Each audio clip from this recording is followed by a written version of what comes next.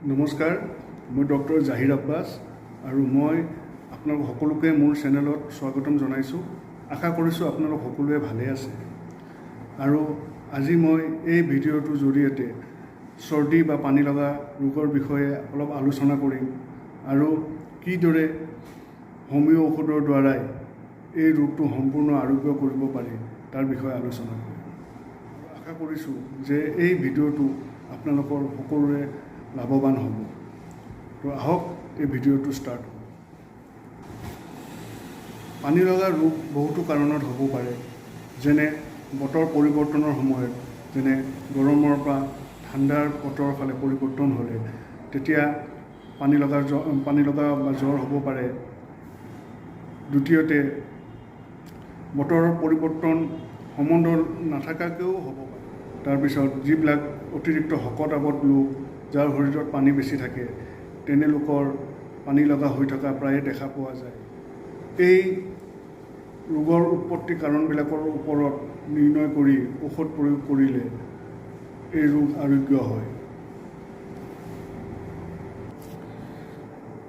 এতিয়া মই ডিছকাছ কৰিম যে কোনবিলাক হোমিও ঔষধ পানী লগা ৰোগত ব্যৱহাৰ কৰা হয়।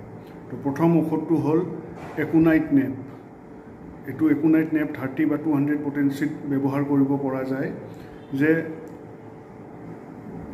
বতৰ পৰিৱৰ্তনৰ সময়ত যেতিয়া গৰমৰ পৰা ঠাণ্ডা বতৰ পৰিৱৰ্তন হয় বা ঠাণ্ডা বতাহ লাগি যদি পানী লগা হয়, তেতিয়া এই ঔষধ প্ৰয়োগ কৰিব পাৰি।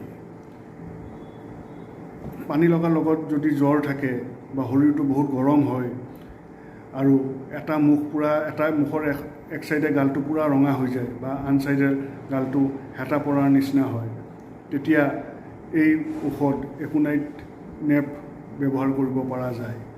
ইয়াৰ লগতে অতিৰিক্ত পানী পিয়াহ থাকে। ছেকেণ্ড মেডিচিনটো হ'ল মাৰ্কুৰিয়াছ চল্ট 30। এই ঔষধটো সাধাৰণতে যেতিয়া ঋতু পৰিৱৰ্তন হয় বা অতিৰিক্ত ঠাণ্ডা বতৰত বা শীতৰ বতৰত যদি পানী লগা হয়, তেতিয়া এই ঔষধ ব্যৱহাৰ কৰিব পৰা যায়। এই ঔষধ ব্যৱহাৰ কৰাৰ বিশেষ লক্ষণ হ'ল যে ৰোগীজনে শৰীৰৰ ভিতৰত একবাৰ ঠাণ্ডা আৰু এবাৰ গৰম অনুভৱ কৰে। পানী লগাৰ ফলত নাকৰ ভিতৰত ঘাঁ হ'লেও একবাৰ গৰম একবাৰ ঠাণ্ডা অনুভৱ কৰিলে তেতিয়াও এই ঔষধ মাৰ্ক চল্ট ব্যৱহাৰ কৰিব পৰা যায়। তৃতীয় মেডিচিনটো হ'ল খুব দৰকাৰী মেডিচিন। এইটো মেডিচিনটোৰ নাম হ'ল এলিয়াম চেপা। এইটো 30 বা 200 পটেঞ্চিত ব্যৱহাৰ কৰিব পৰা যায়। যদি পানী লগাৰ ফলত চকুৰে আৰু নাকৰ পৰা ধাৰাসাৰে পানী ওলায় আৰু নাকৰ পৰা পানী ওলাই নাকৰ ভিতৰত যদি ঘাঁ লাগে, তেতিয়া এই ঔষধ ব্যৱহাৰ কৰিব পৰা যায়। নাকৰ পৰা টুপ টুপকৈ পানী গৈ থাকে, মূৰটো এনেকৈ ডাউন কৰিলে নাকৰ পৰা পানী ওলাই থাকে, তাক ৰখাব নোৱাৰে। আৰু ইয়াৰ লগত মূৰৰ বিষ থাকে আৰু গাৰ বিষো থাকে। ইয়াৰ লগত জ্বৰো থাকিব পাৰে। আৰু কেতিয়াবা কি হয় যে চৰ্দিটো লগাৰ ফলত এই চৰ্দি পৰিচালিত হৈ ভিতৰৰ ফালে গৈ বুকুৰ ভিতৰত যদি কফ জমা হয়, তেতিয়াও এই ঔষধটো ব্যৱহাৰ কৰিব পৰা যায়। ইয়াৰ পিছত নেক্সট মেডিচিনটো হ'ল এমন কাৰ্ব। এইটো মেডিচিন 30 বা 200 পটেঞ্চিত ব্যৱহাৰ কৰিব পৰা যায়।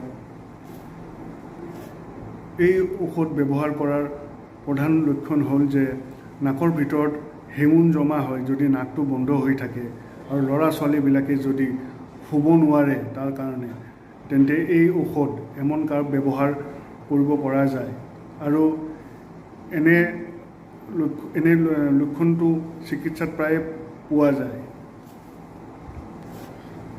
বন্ধুসকল, আজি মই ডিছকাছ কৰিলোঁ যে ইম্পৰ্টেণ্ট মেডিচিন যিকেইটা পানী লগা ৰোগত ব্যৱহাৰ কৰিব পৰা যায়।